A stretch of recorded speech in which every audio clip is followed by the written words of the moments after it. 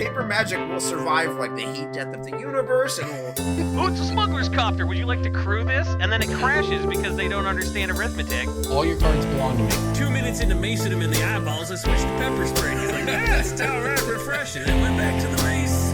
Magic is dying. I'm done. Selling everything. I might be a hoarder. And yes, I don't have the crayons or glue to explain this to you right now. What, are you gonna die twice? Oil will be worthless before magic cards will. well, okay, Dr. Man. That's Mr. Dr. Professor Jason. Hello, everybody. It is your host, Hostler A. Corbin. I don't know if that's my middle initial for real or not, but it is I, A. Corbin Hostler. Again, that is the person recording this podcast, not Douglas DJ Johnson, who is significantly more handsome and wise and charming. Why aren't you even bothering to do a voice? I'm trying to make him sound better, man. What do you want from me? I'm trying to be charitable here to our missing Because he's co-host. not here to defend himself. Who forgot that he has a sleep study tonight. That is... If only what we happened. podcast on the same night for 10 years. It is cartoonish. It is absolutely ridiculous and unforgivable. And if you want to shame him on Twitter, you can do so with no repercussion from me. Tell him he didn't need a sleep study because he has a wake apnea also.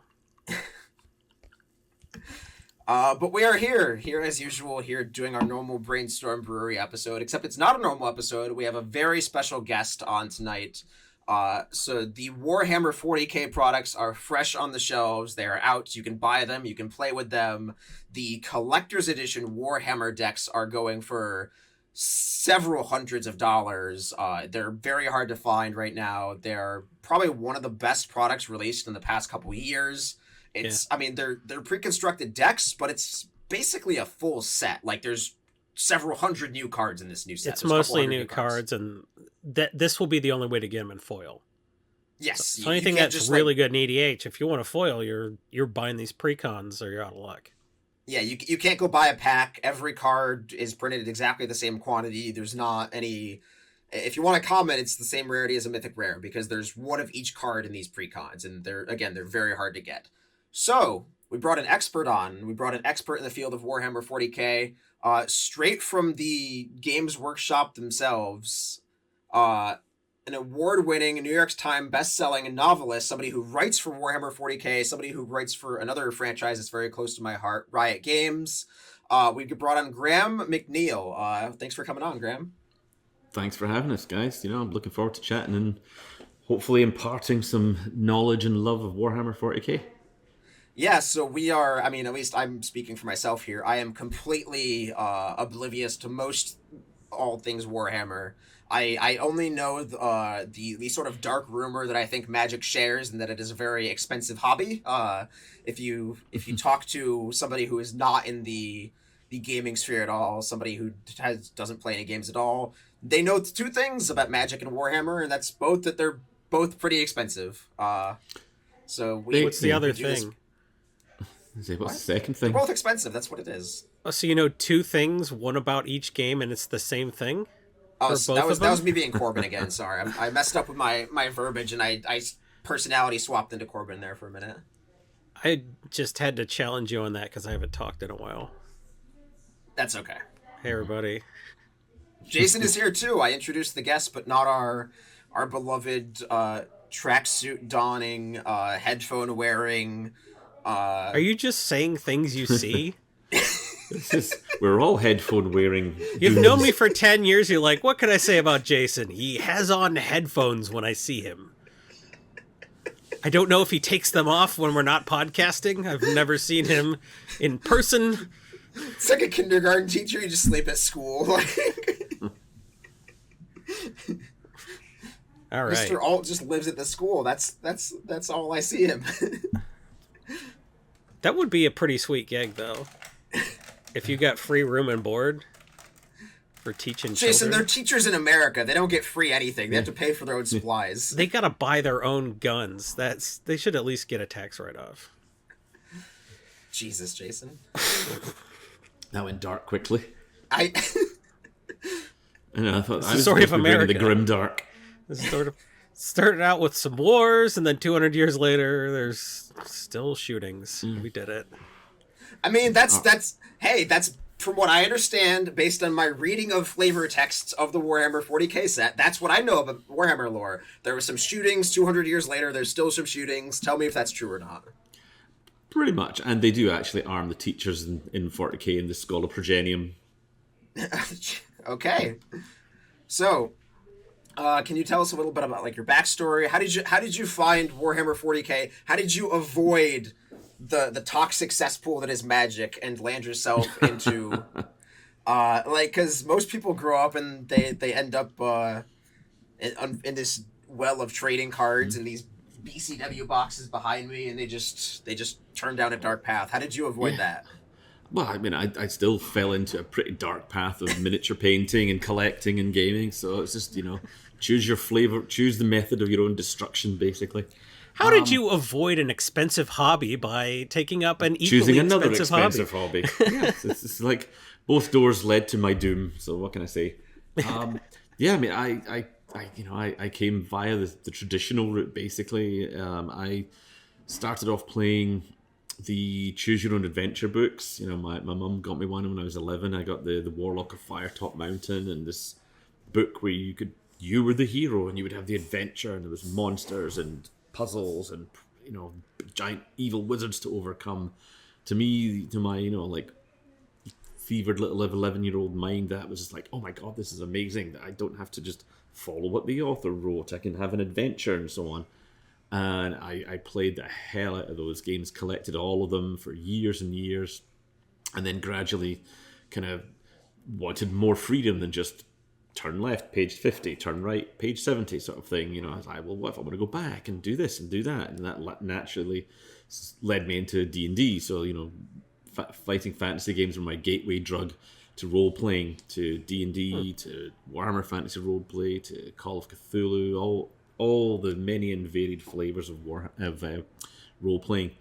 And I was always more of a DM than a player. I love running campaigns. I've run Call of Cthulhu campaigns, D&D campaigns, Serenity, all the whole gamut of campaigns. But when I was running D&D back in the day, when I was like 18 to 20 sort of thing, a lot of the adventures I ran tended to end up very quickly being grand fate of the world, fate of nations kind of things, where you had giant battles. And, just like a Final Fantasy JRPG style of like, start out by killing the chicken and then you kill God. Yeah. Basically, yes. And You're a 16-year-old teenager with spiky hair. Yeah, there's a lot less emo and more metal in mine. But yeah, they ended up in such a way that, TTRPG rules are not suited for mass battles. They're for skirmishes and fights between the party and the monsters and so on. So I ended up picking up the AD&D battle system, which was fine. It had lots of counters, which was really helpful when I couldn't afford to buy the models and so on. But as a rule system at the time, it was somewhat lacking. And I happened to be walking down Queen Street in Glasgow, and I saw this new store, Games Workshop, and it had all these models in the window, and it was like a cartoon character following the lovely smell of a steak, drifting in the doorway, kind of thing. And there's these rules for mass combat. I thought, this is exactly what I've been looking for. So I bought the 3rd edition Warhammer rules, a bunch of models, painted them up, and that was it. I was damned from that point onwards, and just collected more and more and painted more and more. And when I was playing the games, it was never quite enough to just sort of play, here's your army, here's my army, we fight. I was like, okay, that's fine. It was a fun game, but I wanted to know, why are we fighting? What's the consequences of our game? Who won? Who lost? What does that lead into the next? So I started developing like narrative campaigns, and before you knew it, I had like giant ring binders full of stories for how these conflicts came about and what was the result of them. And yeah, it was just storytelling and wargaming for me always just went hand in hand. So what's the chicken or the egg here? Was it you think you kind of fell into these tabletops with a lot of lore because you craved narratives, or do you think it was the opposite? Yeah. You developed as a writer as a result of sort of practicing in these settings? As a writer, certainly I developed while I was playing the games. I mean, I was drawn in because of I was always drawn to being a storyteller because, like I think that's why I was always a DM, and rarely a player. Either that or I'm a terrible control freak.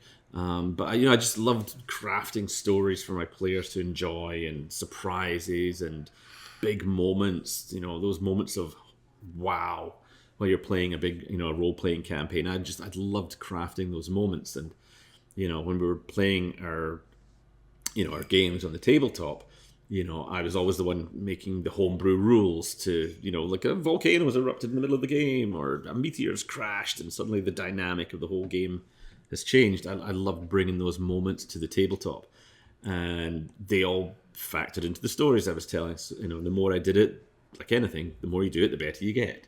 So I grew as a storyteller and a writer while I was building out those narratives for why our campaigns were happening. So it was, that sort of fusion of roleplay and wargaming and storytelling all kind of blended together over the years. I think that's something that a lot of Magic players can empathize with. I mean, a lot of us got into, I can't speak for everyone, but I got into the game partially because of the lore and because I wanted to know why the elves versus goblins fights were happening in Lorwyn, and like why was Glissa running to find the spheres on Mirrodin and the armor and stuff like that. And I just got wrapped up in this whole Magic the Gathering. I started to buy all the books when I went to my local game store, all of that.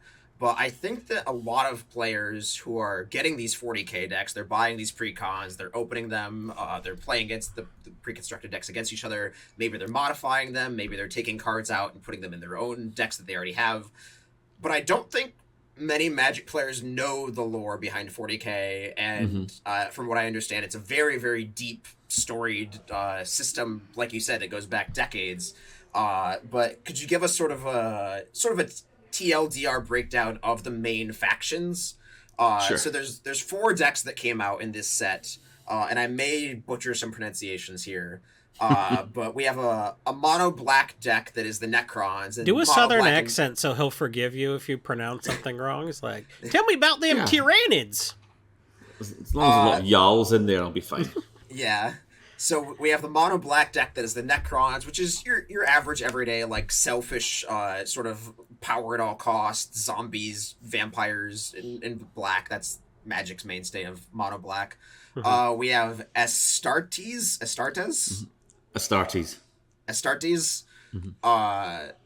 We have Tyranids, and then we have what appear to be like Space Marines or some sort of like human coalition faction. To my understanding, so those are the 4 decks that we have basically. Okay. Okay. Well, the Necrons, I'll go down them. The Necrons are essentially, they're this alien race who, once were one of the preeminent species of the galaxy millions and millions of years ago, and a lot of their history is kind of lost in the mist of time, war in heaven type things. And they warred with another species, the Catan, and so on. And eventually they realized that their species was slowly, they were dying and they were going to lose this war. So they went into essentially a state of stasis, hibernation in these tomb worlds. And they, laid waste to the worlds above them and the worlds around them. So nobody would ever think that these worlds were valuable and useful and so on. And they basically decided to sleep away the eons before eventually waking up and essentially taking back their old empire, because all their enemies would be dead by then. But then as in their world, their eyes, lesser species started conquering the galaxy.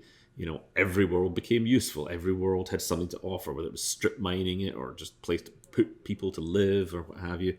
And gradually, either some of those tomb worlds are waking up, some of them have been disturbed by these new interloper species, and now the Necrons have awoken and are like, okay, time to reclaim what was once ours, and are now spreading out from these awakening tomb worlds to reclaim the galaxy for the empire of old that they once had back in the day, millions and millions of years ago. So this is not going to be a reference that you will get, but very Phyrexian feel. Yeah.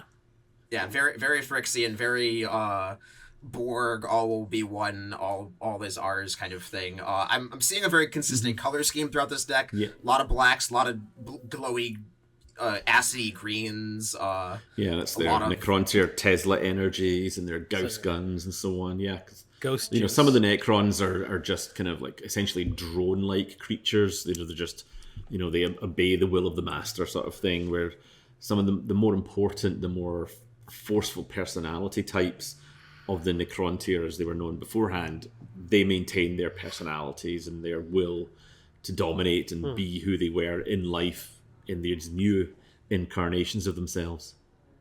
A lot of card names that would be Coheed and Cambria songs. Very much so. Very much Their so, name yeah. is Death. Their number is Legion. Legion. Sloppity Biopiper is a weird one. That just is a fun word to say. That's a new one on me, but yeah, that works too. Blood for the blood god. Shard of the See, Void Dragon. Now we're crossing the streams of factions there. Out of the Tombs, Poxwalkers, Necron Overlord. This is a legendary creature. This is a named character that they put in the set that is presumably a reference to an actual named character. Mortarion Daemon Primarch. Mortarion, yeah, he's the Primarch of Heretic Astartes legion called the Death Guard, one of the Astartes legions that turned against the Emperor and the Horus Heresy, which is like a formative civil war that basically created the Imperium as it is today. It's kind of the... So he's not Necron then? No, Mortarion is presumably from a different deck. He's a Heretic, he's a Primarch, he's one of the Chaos bad guy Space Marines. And so he makes a lot of tokens. He makes basically he's an army in a can. He what the magic card does. Yes, he's he's a big flying monster, and if you lose life points, then he will make a bunch of armies. He'll make the Primarchs are essentially like this one certainly is like an evil Superman, but with the plague powers. He's the Death Guard, or a legion who fell to the plague god. So all their legions spread contagions and sicknesses wherever they go, and he's like the apex of that. Very Phyrexian. Very, very Phyrexian. Yeah, but he's Heretic Astartes. He's definitely not Necron. Okay. So I assumed he was Necron because he's basically tossed into this spoiler list with all the other mono black cards that are Necron. Yeah. So what else do we have here? Oh, this I am not going to pronounce this one correctly. Sarek? Cesarek, the Silent King. The Silent King, yeah, he's like this one's definitely a Necron because it has Necron he is in the Necron. Yes, indeed, he is like the supreme being of the Necron forces, the one who's going to, because all the various dynasties of the Necrons who existed back in the day are all still, you know, maintaining their own faction kind of identities and rivalries and so on. Whereas the Silent King is the one who will, in theory, in his eyes, hopefully bring them all together in one kind of unified host. But, you know, the dynasties are very proud and do not easily accept the yoke of another on top of them. Does he bring stuff back from the dead then? Is that like his thing? I mean, that's kind of a core sort of Necron mechanic. Like in the 40k, you know, as if you're facing the Necrons, you can be gunning them down left, right, and center, but they can come back again. You know, they've got the reanimation protocols where the living metal bodies can reforge themselves back together again. Cool. So how does all that bookkeeping work in game? It's essentially when you knock down, when you kill a model in game, you put it on its side. Essentially, say these models have been, or you put them to the side, saying this unit has lost 6 models, and then, you know, at the end of that phase or turn or whatever it is, you roll a dice for however many can come back, and then you just put them back into the tabletop, put them back into the unit. That's cool. I like Trazen the Infinite also. He has the abilities of your dead creatures, which is like not 100% new for Magic the Gathering, but I like that they're exploring that space. So if you have dead creatures, Trazen, while he's in play, can use the abilities those creatures had. He's like a sort of classic sort of mad scientist type that pulls everything apart to figure out what makes them tick, and he can then employ some of those abilities later on. That's not very Phyrexian. That's Simic. Yeah, that's the Simic love messing around and breeding new hybrid life forms and stuff like that.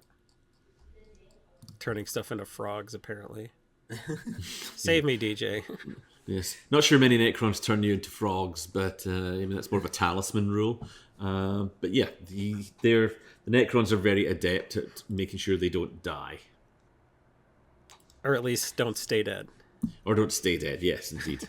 Cool. They have lots of ways to bring their numbers back. There's certain unit types in the game, the Canoptech reanimators that are big sort of, these tripody-like things that can have these sort of sweeping beams that go across downed Necron units that will aid them in coming back and so on. There's orbs of resurrection, all sorts of devices and war gear you can give each model that can help in that. So it is a kind of sort of vampiric version in 40k, the living dead sort of thing and the resurrections and so on. Cool. So next up, we have a red, blue, and green deck, tricolor deck, which is basically a lot of things going on. But they have decided that these 3 specific colors well represent the Tyranids.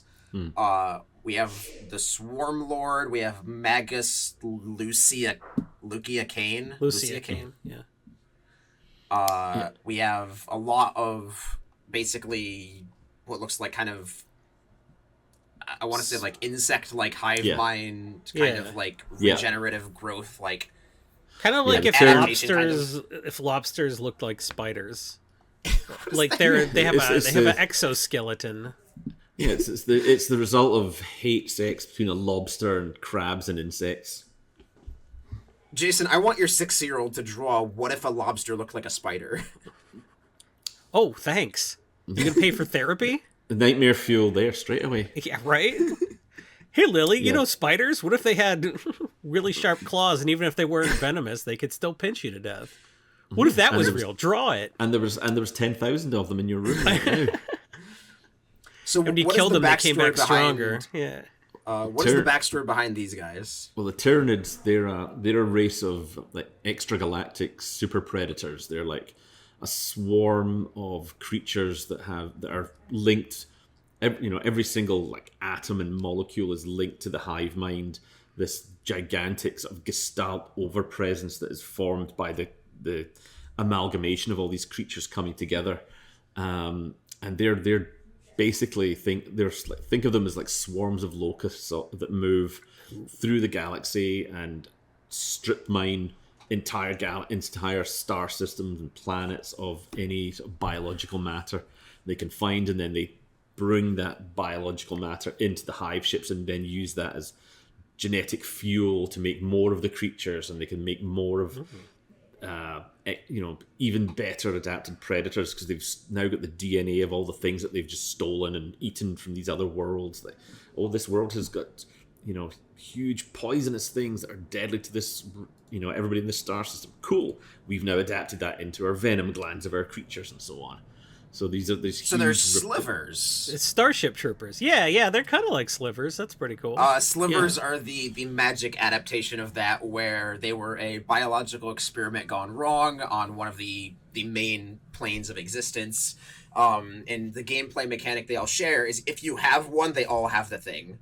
So if you have one that flies, all of them. If you play one that flies, now all of them fly. Yeah.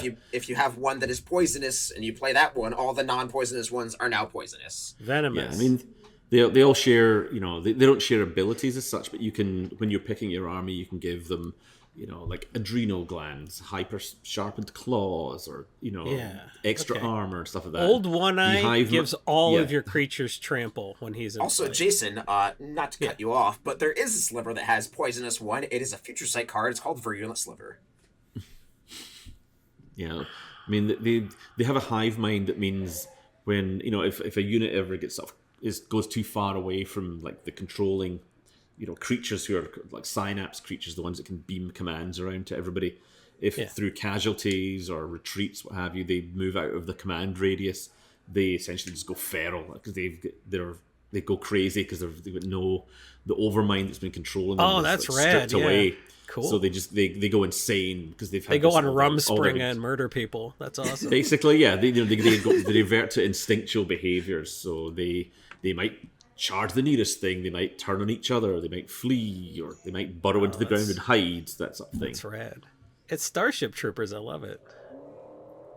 Very it would be cool. fair to say there was, I mean, Tyranids as a faction existed long before the movie, certainly, but yeah, Yeah. after the novel, and it would be fair to say there are some, some similarities between the thematics behind it. I'm sure Yeah, Highline. this red, blue, green, the Tyranid deck, it focuses a lot on, so magic cards will get basically +1 counters that are represented with dice. So you can have like a creature with 2 power and toughness have 5 +1/+1 counters, and now your creature has 7 power and toughness. It's clearly much more of a threat. Basically every card in this deck says like add counters to your creatures, or double the counters on your creatures, or just... Yeah, Tyranids are very not- much stronger when they work together. They're very much a combined arms force, that if you have strong synapse creatures, that will boost, the smaller swarmy-like creatures. Well, DJ, you say that. It's clearly got a 1/1 counter theme with the Swarm Lord and the Red Terror, but Death Leaper and Old One-Eye both seem like they're buildable as decks that they just share the abilities rather than sharing the 1/1 counters. So what do those do exactly? Okay, so Death Leaper, the terror weapon, has flash and haste, and creatures you control that enter the battlefield this turn have double strike. So anything you have that's hasty is going to be a real threat. Mm-hmm. And Old One-Eye gives all your other creatures trample, and when it enters the battlefield, you create a 5/5 green Tyranid token.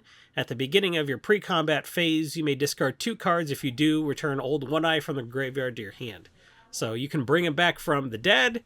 He makes a pretty large token when he comes into play. He has trample, and he grants trample to all your other creatures. Yeah. So Old he's got a One-Eye. ton of keywords. He's the a mechanic that makes it. Carnifex. Yeah. A Carnifex is like a living battering ram of claws and teeth that will crush anything that gets in his way. And he's a character in the lore who has been killed numerous times, but has always somehow managed to come back again. So it's like, imagine like a 20-foot tall rampaging, lobster crab thing that we were talking about earlier on, that just will crush you and not even notice that you're dead underneath its feet. That's rad. Very scary. So Old One-Eye's cool. Yeah, I really think they did a good job with representing those abilities on these cards.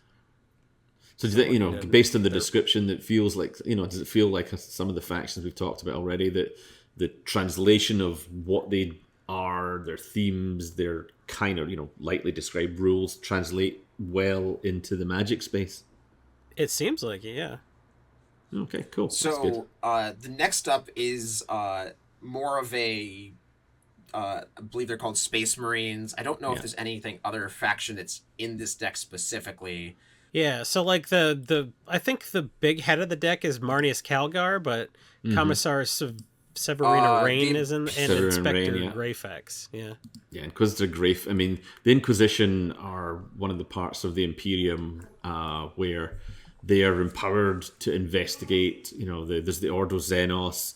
I mean, the 3 mains, the Ordo Xenos, Ordo Hereticus, and the Ordo Malleus, who investigate heretics, aliens, and demons, and they are the ones they are some of the most powerful characters in the game, in the sense of they have free reign to do whatever they want to investigate these 3 evil-doing things, and they can requisition pretty much anything in the Imperium they need to. If the threat emerges, they can requisition Space Marines, requisition Imperial Guard, requisition the Imperial Navy to say, right, I need you, come.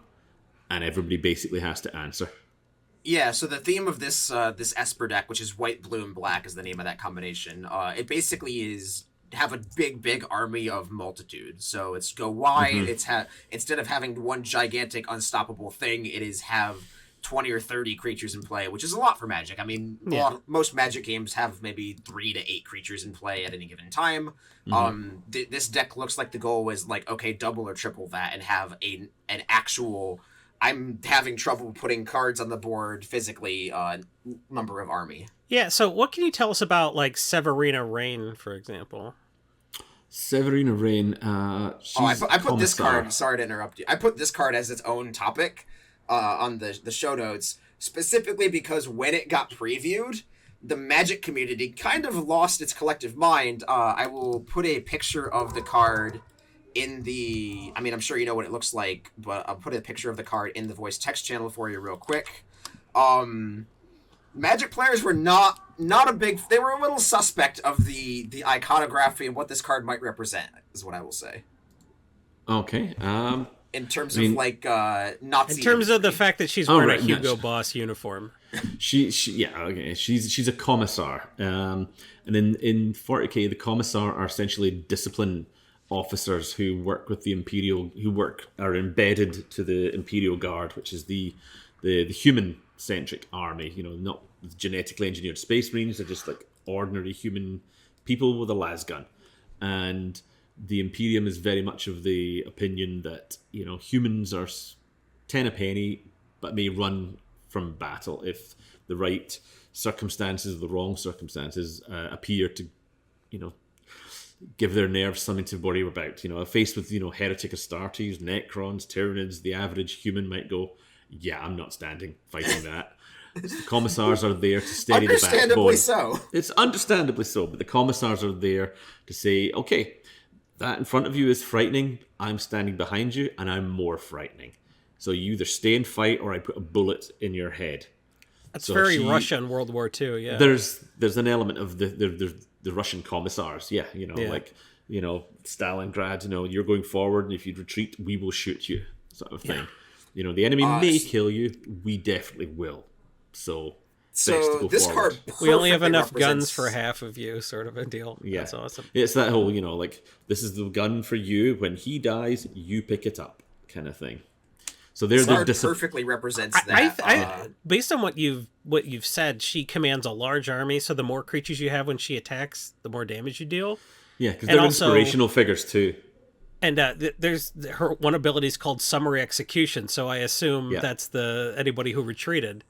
If you run, I will shoot you. But they're not just about, you know, I kill you if you retreat. They're there to provide that level of inspirational leadership, to lead from the front, to be her somebody ability that only everybody can triggers get. when she attacks too. So if all your creatures attack and she doesn't, you don't get the thing. But she has, and she's a small creature. Like in the game, she's just a regular human. Yeah. Mm-hmm. She's from a series. She's from a novel by Rachel Harrison, and she's this, you know, heroic commissar figure who I will enforce discipline, but I'm also going to lead you. So how does she survive in a world of just Rick and Morty level of nonsense and monsters? And humans in general, I guess the answer. Like, why have humans just not been extinct in this world? To fight against the people with machine gun arms?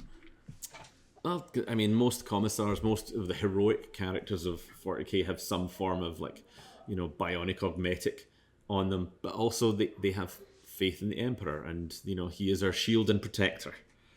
And faith is you know, for the Imperial Guard and the Imperium as a whole, faith is as much of a weapon for these people as the guns and the swords and the bayonets that they carry.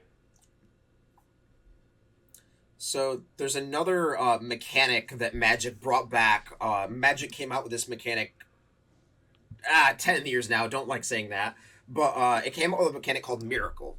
And that mechanic is if this card is on top of your deck and you draw it and you show your opponent that you drew that card, you get to play it for a very discounted rate. So it's very much like a Yu-Gi-Oh! Heart of the Cards kind of thing. Mm-hmm. Where like if you draw this card and it's a miracle, it's the one I got, then you get to play it for a very discounted rate. And they brought that mechanic back for a few cards in this specific deck. Triumph of Saint Catherine. Yeah, because again, the Imperium is this gothic, decaying theocracy, you know, ruled from Terra by the Emperor, who's been on the Golden Throne for 10,000 years, and he's this withered corpse on a throne sustained by ancient and forbidden technologies, and an entire, you know, galactic-wide religion of zealotry has grown up around him. So he has his own preachers, his own cultists. He's Henry Kissinger, and the faith in the Emperor reaches from the highest individuals down to the lowliest. And faith, like I said, faith is a weapon, and faith, that Gestalt faith shared amongst the whole Imperium, permeates every facet of their being. And there are saints who have performed miracles with the power of the Emperor, and they are revered. There are living saints that are imbued with some of the power of the Emperor, and you know how much of that is actual power the Emperor has ceded them, or faith or power that has grown out of faith and belief? Who can say? I do really like how they've chosen to do a few reprints for this set. So most of the cards in this set are new. They're brand new. We've never seen them before. They designed these cards for this set, but they did pick a few reprints of cards from past. They gave them brand new art. I think every single card in this set has new art, right? Like every reprint down to like the Soul Ring and the Command Tower, right? Like Jason. I don't know for sure. I think so. I don't want to drag you down with me. I get the like you're apprehensive to like Yeah, but agree with like me and then be wrong. But can I definitely say that I've seen some, but I haven't seen every card and remarked that every single card understand. has new art. But a lot of them have new overall art, point- and some of them are Magic staples that go in every deck. And for anybody that's 40k inclined at all, they're going to want that Soul Ring, that Arcane Signet, and that Command Tower for sure. Right, but my overall point was like they were very effective in selecting which reprints went in these decks based on the name. So like even just based on the picture that you're painting, Graham, like the names of just some of the reprints that I'm gonna fire off just by name alone. You don't need to know anything about Magic for this Imperium deck. Deploy to the Front, Hour of Reckoning, Fell the Mighty, Launch the Fleet, Martial Coup, those are mana rocks, whatever. But that's a general like deploy to the front. If you told me any one of them were brand new 40k specific rule additions, I would absolutely believe you because they fit thematically on what 40k is. And those are the names of cards that weren't created for this set. Those cards already existed. It's just fun to see how much overlap there is between the two games, you know? All right, so last up, the fourth deck, the Grixis deck, the red, blue, black one, is the Ruinous Powers, and it is the, I'm going to say it right this time, Astartes deck, led by Abaddon the Despoiler. Yep, it's the Heretic Astartes. They're the prime villains of the Imperium. I mean, on the one side you have the Emperor and the loyal legions of the Imperial Guard and the Space Marines, the Adeptus Astartes. And on the other side, you have the Ruinous Powers, who are Chaos Demons, the Heretic Astartes.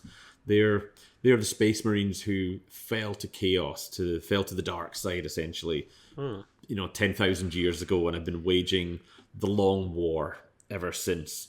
You know, they were defeated back in the day in this gigantic war known as the Horus Heresy, when the Horus Lupercal, the leader of the Luna Wolves, the Sons of Horus, turned traitor and betrayed the Emperor, and led half the Space Marines into this galactic-wide civil war.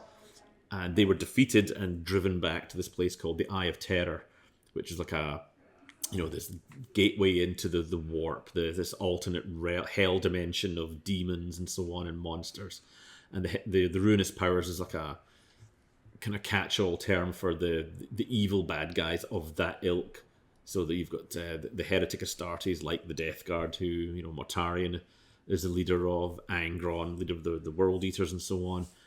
And alongside them you have like mutants, demons, greater demons, chaos primarchs and so on. So they're the ultimate bad guys of 40k, who were once good but have now fallen to evil. Well, so out of the four factions you've described, it doesn't sound like there is a good guy in this whole thing. Unless right? you're Like, just... they're the main villain. There's the alien race that'll lay their eggs in your chest. There's the radical theocracy, and then there's the zombie. Well, that's faction. it. 40k definitely makes a point of there are no good guys, because I mean, even the Imperium, like I say, it's the most cruel and bloody regime imaginable. It's a theocracy rotting from the inside, with a carrion corpse god on Earth ruling with an iron fist, from one corner of the galaxy to the other, and to display the single disloyal thought is to find yourself damned. So yeah, there are no good guys in 40k. Even the Space Marines, who sort of epitomize, the peak of martial ideals and the imperial philosophy of fighting back the darkness, even they are not so great. I mean, they were once child soldiers. I mean, they've been taken as small children, 12, 13-year-old, and then genetically augmented and transformed into these practically inhuman monsters, 7 foot tall armored killing machines that remember virtually nothing of their former existence and live this sort of emotionally stunted life as super soldiers for the Imperium.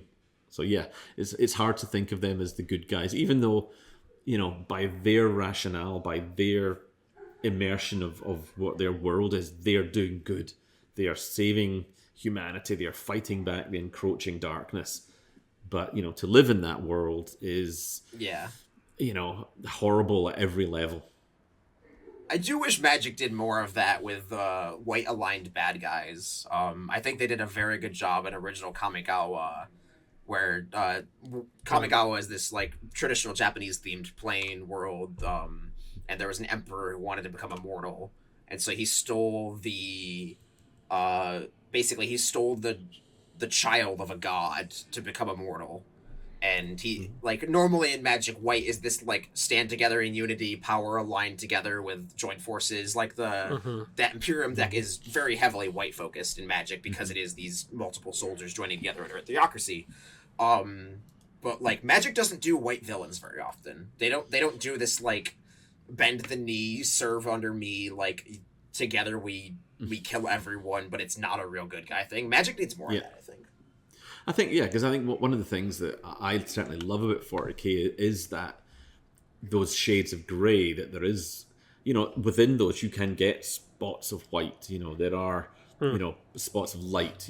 People who do genuinely believe and act in ways that you would think of as being good, but they are part of this system that is ultimately broken. Because the universe of 40k, the Imperium, is flawed at its very foundation, and even the people who try and do good at the bleeding edge of it are still in service of this terrible regime. Yeah, the theocrats in Magic are represented by white and black together. So what DJ was saying is that they don't have a ton of, like, mono white villains. They tend to tell the player who isn't interested about the lore and opens up a booster pack, you can signal a lot to a player by, like, this has white mana and black mana. So, like, they're shades of gray. They're, like, a hypocrite or, just or a cult leader, or a a vampire who happened to used to be a good person and has that whole Jekyll and Hyde thing going on. Yeah. Yeah, because, I the stories I like to tell, there's a heroic fantasy element to even in, the sci-fi setting of it. It's a fantasy setting, but with lasers and spaceships and stuff like that. So, because there are gods and magic, and, it's not called, magic and stuff, but there's magical, fantastical things can happen in this universe through, channeling the power of the Emperor, or sorcery through the warp that the bad guys can, the chaos, Ruinous Powers can use. But I think for my point of view, telling stories in those worlds they're much more interesting when you can have characters who exemplify that, absolute goodness, or try to do that, even if they are, tainted by association. And, it's like characters who are all good or all bad are less interesting than somebody who's good but can do bad things, or an evil character who can sometimes do something noble. They're more interesting to write about and hopefully read about too. The Magneto of the 40k universe. Yeah, I like Magneto. Although the last few incarnations I've seen of him, I'm like, but you just killed 10,000 people. What are you doing, Charles? There's still good in him. I sense it. Yeah, but he just murdered all these people. He just dropped a stadium on a stadium. So yeah, exactly. He still has to pay for the bad things he did, even though he may have some good left in him. He did terrible, evil things. So we've talked a lot about these Warhammer decks. I think a lot of Magic players are still going to be going out to get them or buying singles to upgrade their decks, hopefully with a new appreciation for the story behind them. So if somebody appreciates the story behind them and wants to learn more or wants to dip their toes in, I'm sure there will be a lot of people listening to this cast like, oh, I'll just try it out.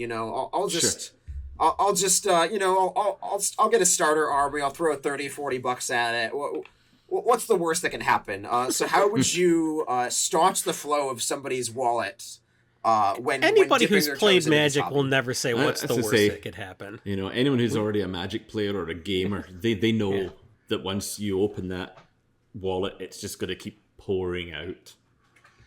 But yeah, I mean, if I was to go, if you know, there's a lot of very good ways to get into 40k and Age of Sigmar and all the rest of it. I mean, I remember like back in the day, I would speak to a lot of, you know, at the time parents would say, "Oh, it's such an expensive hobby," and I was like, "Well, yeah, it can be." Yes, I but the use that things- so much with Magic. Like, just so many people like, oh, Magic's expensive. Yes and Can no. be. Yeah. You can spend $10 or you can spend $10,000. Yeah. There's a big spectrum in between. Yes, Exactly, and I think my argument was always that it can be, but look at what you get from it. I mean, I was like, okay, you get this is you know, this to sell it to parents. You know, back in the day, it was always like, well, look, you know, little Jane or Johnny is going to be doing all this reading for all these rule books, for all these lore stories. They're going to be there's, you know, like abstract thinking for how you're going to play rules and so on. They're going to be collecting their miniatures. They're going to be painting their miniatures, building scenery. There's so much to the hobby that you get from, you know, however many hundred or thousands, whatever you've paid for in your army. You get so much more out of it. But back then, you know, yes, sometimes the barrier to entry was quite high in terms of the money you needed to spend before you could play the games, but it's way lower now because you can play games that demand far less commitment in terms of miniatures and so on. You know, there's Combat Patrol is a way of playing 40k that teaches you how to play the game by gradually introducing units, heroes, monsters, vehicles. So you don't have to spend £300, dollars, whatever, up front before you can start to play. You can start small and build in. Is that like a specific set that you go buy? Is that like a box set? What is? It's Combat there's Patrol? smaller sets you can buy for each of the factions that will allow you to play that and so on. Or there's games like Kill Team, which is a small scale skirmish war game where you have depending on what faction you have, you know, if it's Space Marines, you might have 6 or 7 models. Orcs, you might have 12 or 15. So depending on what faction you play will depend on how many miniatures you get. But it's quite small, and that's, you know, it's just like and that just introduces you to the lore of 40k, the world, you know, the basics of mechanisms of measuring distances, of shooting, of close combat, and so on. And you only need literally, I mean, a Space Marine force, like a Death Guard force, say, you would field that with maybe 6 models. So you can buy that for like $40, give or take. There you go. There's your starter set. Yeah, that's a Magic pre-con. That's a Magic pre-constructed deck that you get off the shelf at your local game store. And yeah, and once you've played a few games, you're like, oh, I really like that. I'd like to play. Oh, they've got that beautiful model of a dreadnought over there. Oh, there's just a great model of a tank that I think's really cool. Or I want to get a squad of these guys. And you know, there's lots of mechanisms like the Crusade rules, the Combat Patrol rules. There's great ways to allow you to, you know, satisfy that urge to do more in a way that is not cost prohibitive and is not saying, right, now you need to learn 1,000 more rules or have 100 more models and so on. You know, GW has gotten really good in recent times about making it much easier to get into the hobby. You know, taking those barriers down to in terms of cost, in terms of rules, in terms of number of models you need. They've gotten very good at that. It's never been easier to get into the hobby. That's really good to hear. I mean, similarly for somebody who is into 4K, this is a nice entry into Magic because all these decks are pretty strong, but if you just play them against each other, it's fine. So I think having like strong cards that do powerful stuff that reminds people of Warhammer was a good choice. So some of these cards are, you know, pretty bonkers. I mean, Warhammer it's one of the most Moorish things you can play, and you know, because you look at this other, you know, you've got this one unit and they're cool, but then this other unit they've got heavy weapons that can blow up tanks, or these guys have got jump packs and chainswords and they can get into your face and chop you in half the time. I might want some of them too. So there's a lot of ways that you can get into the game in a lot of ways that tempt you in deeper and deeper. Oh yes, as Magic players, we are well. You're well aware of that. Yes. I think one of the other things that people might not be aware of is that anybody with sort of like an artisan or craftsman skill in real life can sort of use that as a way to pay for their hobby too. At least that's my understanding of it, right? In what sense? Like as in doing jobs like painting if you or building. painted or somebody just- else's figs for, I know people that have side hustle doing that. Yeah, I don't know that that's like I think the majority of players don't do that. There are absolutely commission painting, figure painting commissioned guys and girls out there that do that and do a great job of it. But I think most of us just, we paint our own figs or build our own scenery and stuff like that.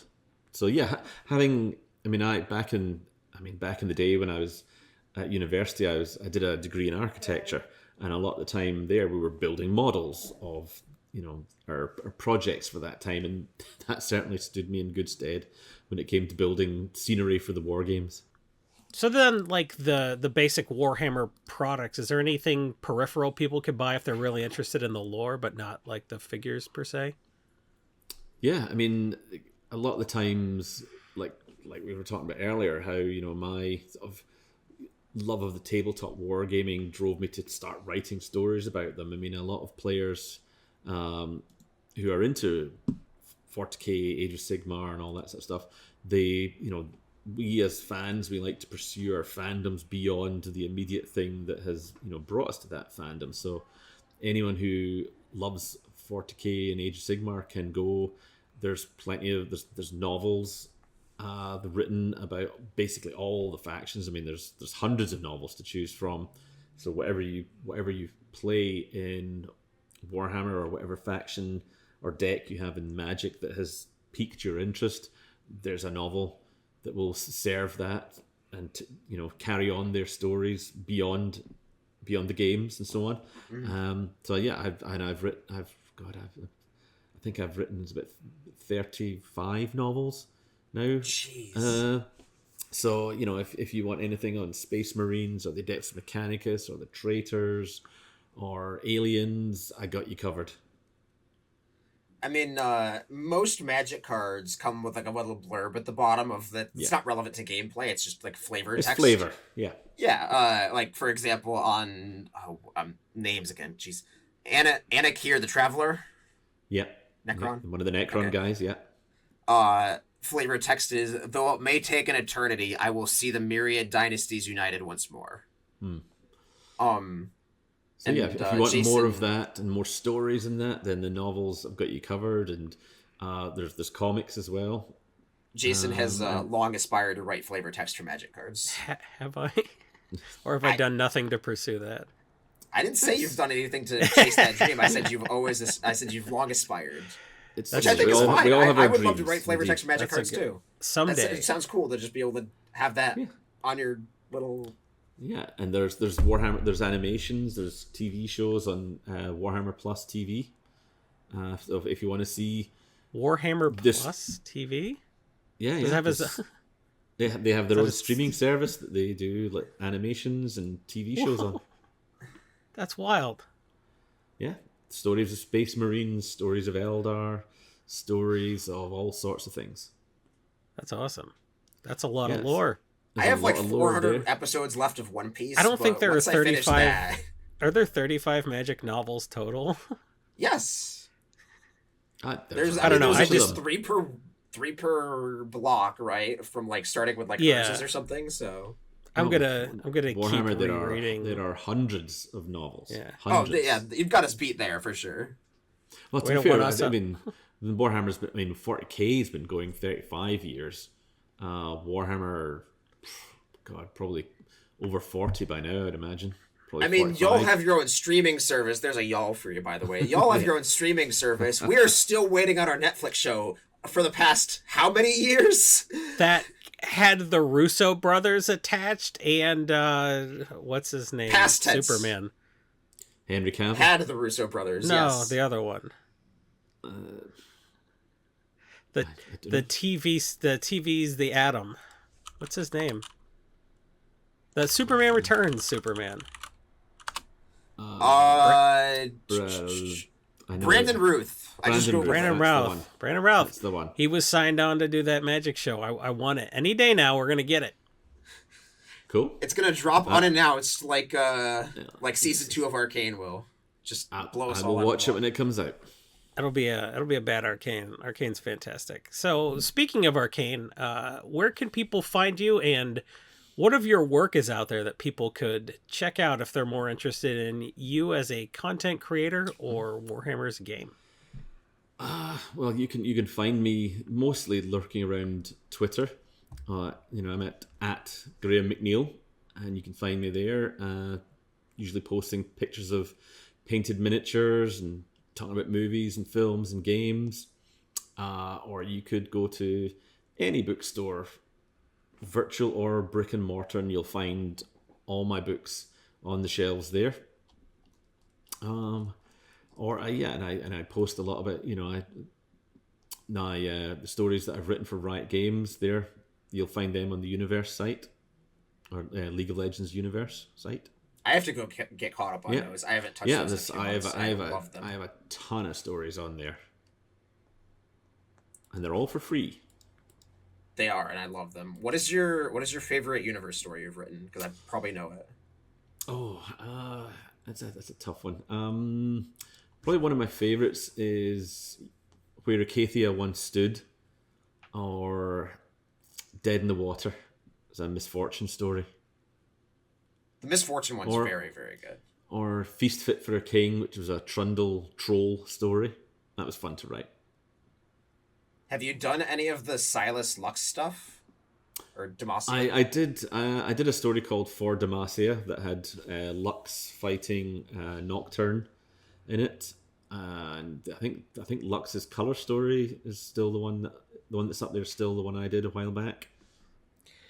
But no, the Silas Lux storyline in the comic for that was written by John O'Brien, and Ant Reynolds did the story where Silas goes north into the Freljord. Lux getting ganked bot lane by Nocturne reminds me of my attempts to play ranked. Yeah, it's fun. I like Demacia because it's one of these places that has a sort of superficial veneer. It's very similar. Lovely. It's everything is happy. Everyone is happy here. They're very that sort of David Lynchian kind of, you scratch the underside and oh no, there's some rotten rank stuff under here. It's very much I don't know if you're an anime person at all, but it's very much Dressrosa from One Piece. My son is huge into anime. Well, they both are. But and One Piece is the one he's always like, I really should start it. And he's like, dude, it's like thousands of episodes to get through. Hey, I mean, if you can finish hundreds of Warhammer books, you can. Yeah, that's Our fair. friend Alex Kessler on Twitter was like, I've only been watching since last October and I'm almost through it. And it's just like, Jesus, dude. Well, he's just got a Crunchyroll Premium, so I suspect he might work his way through them pretty quickly. You can skip. There's like 200 episodes of filler. It's fine. Okay. You can skip. How do you know which one's a filler until you've watched it? Oh, I have a. There I have a are separate guides webpage for online. that. You think I'm just going to watch the episodes in order like a peasant? No, I'm going to go on the internet and Like let some a bunch fool? of people whose whole life is anime tell me what not to watch. I have a One Piece filler like a normal list right person. here. Like a normal person, exactly. Like you do. Yeah, One Piece filler anime guide right here. I'm Cool. on 690, I think. Or You 6... got really, really sidetracked during our outro, DJ. I did. That was supposed to be an outro, We did, wasn't didn't we? it? That was me doing a Corbin again. This is all good radio. We should leave this in. We don't know how to end the podcast without Corbin. We're struggling Just here. fade out. It's just a hard cut. The one person who has missed roughly 10% of our total episode count is the one with the journalism degree, who is like normally runs the show and smoothly segues it out, and then like we make fun of him a lot, but that is his one. I don't want it to get back to him that we're struggling without him here. I don't want him He to doesn't think listen that... to the episodes. It's fine. Yeah, but like Fine. the people as LGS do. No, we won't tell him. It's fine. Okay. It's fine. Cool. It's all good. How do you end a podcast, DJ? Graham McNeill, thank you so much for joining us, telling us all about Warhammer 40K. I bought More than all the welcome. pre-con decks tonight, so you know what? I might make Hit some me up. lore-based decisions on what I decide to pursue. The Swarm Lord looks pretty cool. Swarm, the Gene Stealers are really cool. Yeah. That's very Simic in Magic, and that's kind of what I'm into. So yeah, we Well, you know, really liked having you on here to just kind of gush about your favorite hobby. It's been an absolute pleasure, guys. You know, you'll find it hard to shut me up when I'm talking stories and Warhammer. So yeah, I mean, if you want to, you know, on the Twitters and what have you want to hit me up at all for any thoughts on 40k, I'm always there, always answering folk, and any of the Magic players that listen to this and find their interest peaked, send them my way, no problem at all. We will pleasure. absolutely. Cool.